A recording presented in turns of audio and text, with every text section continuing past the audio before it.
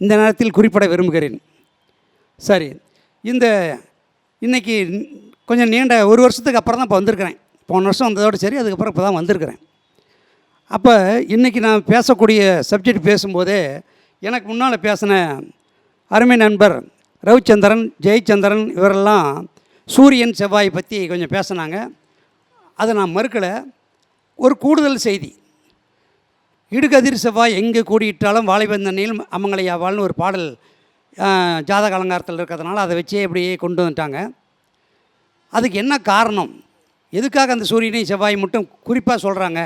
மற்ற கிரகங்கள்லாம் சேர்ந்துருக்கும்போது அந்த இல்வாழ்க்கை பாதிக்கப்படலையா? ஆனால் பாதிக்கப்பட்டுச்சு. இதுக்கு மட்டும் ஏன் முக்கியத்துவம் தந்தாங்க அப்படின்னா, காலபுருஷ இலக்கணத்துக்கு 7ஆம் வீடு மனைவி வீடு துலாம். அந்த துலாத்துக்கு மாரகாதிபதி யாருன்னு பார்த்தோமா, 2 7ஆம் அதிபதி செவ்வாய் மட்டும்தான். அந்த துலாத்துக்கு பாதகாதிபதி யாருன்னு பார்த்தோமா, செவ்வாய். அப்போ குடும்பாதிபதி, கலஸ்தரஸ்தானாதிபதி, அதே சமயத்தில் அவங்க மாரகாதிபதி, அவங்க பாதகாதிபதியோடு சேரும்போது குடும்பம் பாதிப்படையுது அப்படிங்கிற கான்செப்டில் தான் இந்த சூரியனையும் செவ்வாயும் சேர்ந்துருந்தால் இல்வாழ்க்கை பாதிக்கும் அப்படின்னு சொல்லியிருக்கிறாங்க. அதுவும் குறிப்பாக 7ஆம் இடத்துல இருந்தால்தான் இந்த பாதிப்பு கடுமையாக இருக்குமே தவிர, மற்ற சுபர் பார்த்தாலோ பாக்கியாதிபதி சேர்ந்தாலும் குருவோடு சேர்ந்தாலும் பார்த்தாலும் அந்த பாதிப்பு கடுமையாக இருக்காது அப்படிங்கிறது தான் இதனுடைய கான்செப்டு. அதே போல் 1, 5, 9 பற்றி அருமை நண்பர் ரவிச்சந்திரன் அவர்கள் சொன்னாங்க. 1, 5, 9 பலமாக இருக்கணும் அப்படின்னு. அவர் மட்டும் இல்லை, எல்லா ஜோசிகாரருமே 1, 5, 9 நல்லா இருக்கணும், சுபர் இருக்கணும் அப்படிங்கிறாங்க. ஆனால் அதுக்கு என்ன காரணம்னு சொல்ல மாட்டேங்கிறாங்க. 1, 5, 9 நல்லா இருக்கணும், குரு பார்க்கணும், சுபகரங்க இருக்கணும்னு சொல்கிறாங்களே தவிர, அதுக்கு என்ன காரணம், அதனுடைய மர்மம் என்ன மட்டும் வெளிப்படையாக பேச மாட்டேங்கிறாங்க. அது இன்றைக்கி நான் அந்த வெளிப்படையாக அதை சொல்ல விரும்புகிறேன். இப்போ நம்முடைய முன் ஜென்ம லக்கணம் எது? நம்மளுடைய முன் ஜென்ம லக்கணம் எது? எந்த பாவம்? யோசிக்கிட்டு பார்த்தா ரொம்ப ஆழ்ந்து சிந்திப்பீங்களாட்டங்குது. இதனால் நம்ம அறிவியல் நண்பர் ரவிச்சந்திரன்கிட்ட ஃபோன் பண்ணி கேட்டுக்குங்க, முன்ஜென்ம லக்கணம் பாவம் எது அப்படின்னு. 5ஆம் பாவம் இல்லைங்களா? எல்லாத்துக்கும் தெரியும், ஞாபகத்துக்கு வரல டக்குன்னு கேட்டதுனால. 5ஆம் பாவம் தான் முன் ஜென்ம லக்கணம், முன் ஜென்ம பாவம். சரிங்களா? சரி. அப்போ 9ஆம் பாவம் யாரை குறிக்குது? அப்பாவை குறிக்குது. சரியா? 9ஆம் பாவம் அப்படிங்கிறது தகப்பனாரை குறிக்கிற பாவம். அந்த தகப்பனாருக்கு முன் ஜென்ம லக்கணம் எது? தகப்பனாருக்கு முன் ஜென்ம லக்கணம் எது?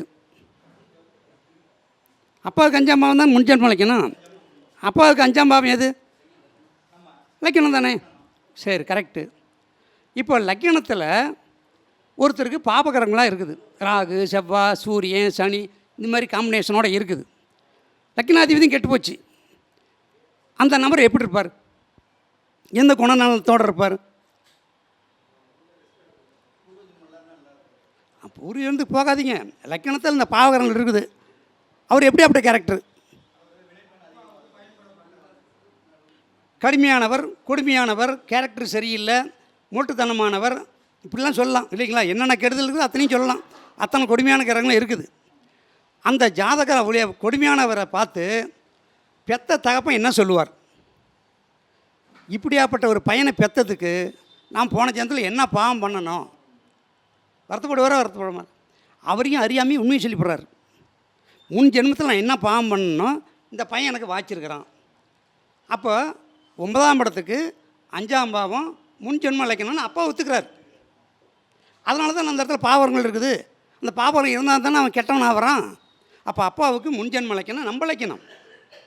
இப்போ நம்மளுக்கு முன் ஜென்மத்தில் செஞ்ச பாவமெல்லாம் எங்கே உட்காருது? லக்கணத்துக்கு 5ஆம் இடத்துல உட்காருது. 5ஆம் இடத்துக்கு பாட்டன் ஸ்தானம். பாட்டனுக்கு முன் ஜென்ம லக்கணம் எது?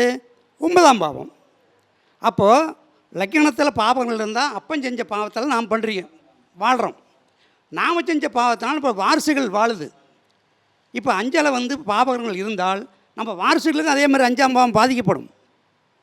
அப்போ பாக்கியாதிபதினு சொல்லக்கூடிய 9ஆம் இடத்துல பாவம் இருந்தால் நம்ம தாத்தா செஞ்ச பாவத்தினால நாம் துன்பத்தை அனுபவிப்போம். இதான உண்மை. இதில் ஒன்றும் குழப்பம் இல்லையே. அப்போ 1, 5, 9ல் பாபகிரகங்கள் இருந்தால் முன்னோர்கள் செஞ்ச பாவ செயலால் அந்த அனுபவத்தை நம்ம அனுபவிச்சே ஆகணும், இந்த கர்மாவை அனுபவிச்சே ஆகணும். புரியுதுங்களா? நல்ல கிரகம் இருக்குது, குரு, பாக்கியாதிபதி, பஞ்சமாதிபதி, சுக்கிரன், புதன் இதெல்லாம் இருக்கிறாங்கன்னு வச்சுக்கோங்க. முன் ஜென்மத்தில் அவர்கள் செஞ்ச புண்ணியத்தால் நாம் நல்ல முறையில் சிறப்பாக வாழ்ந்துட்டுருக்குறோம். இதுதான் 1, 5, 9 நல்லா இருக்கணும். இதுக்கு தான் சொல்கிறது, ஒவ்வொருத்தரும் 1, 5, 9 நல்லா இருக்கணும் அப்படின்னு சொல்கிறதுக்கு காரணம் அதுதான். இது கேட்டுச்சுன்னா யாராருக்கு முன் ஜென்ம கர்மாவோ அந்த கர்மவனையும் அனுபவிக்கணும். இதுதான் 1, 5, 9 அப்படின்னு சொல்லக்கூடிய ஒரு அமைப்பு. அதே மாதிரி இந்த பொருத்தத்தை பற்றி, இணைவு பற்றி சொன்னார் ஐயா. விதவையாவாங்க, இடுகதிர் செவ்வாய் கூட்டி விதவையாவாங்க அப்படிங்கிற மாதிரி. பழைய ஒரு ஜோதிடர் உங்களுக்கு நல்லா தெரியும், முருகு ராஜேந்தர்னு பேர், கேள்விப்பட்டிருப்பீங்க. பிரபலமான ஜோதிடர், டிவியில் ராசி பலன் முத சொன்னவர் அவர் தான்.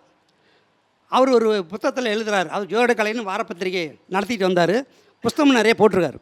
அவர் சொல்கிறாரு, ஒரு பெண்ணுடைய ஜாதகத்தில் அவள் விதவை ஆகணும்னு விதி இருந்தால் எவ்வளோதான் ஆயுள் பலம் உள்ள ஆண்மகனை இணைத்தாலும் பெண்ணுடைய ஜாதகமே செல்லும், ஜெயிக்கும் அப்படின்னு சொல்லியிருக்கார்.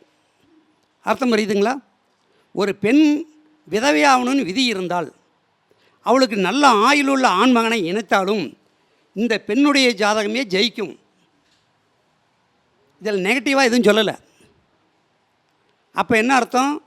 இந்த பெண்ணுடைய விதி தான் அந்த ஆயிலையே குறைக்கும்னு சொல்கிறார். அந்த அற்புதமான வார்த்தை. சரி, அதுதான் அந்த விதவை பற்றி முருகராஜன் சொன்னது உங்களுக்கு சொன்னேன். அதே போல் இன்றைக்கி சப்ஜெக்ட்டுக்கு நாம் வந்திருக்கிறோம் அப்படின்னா, இப்போ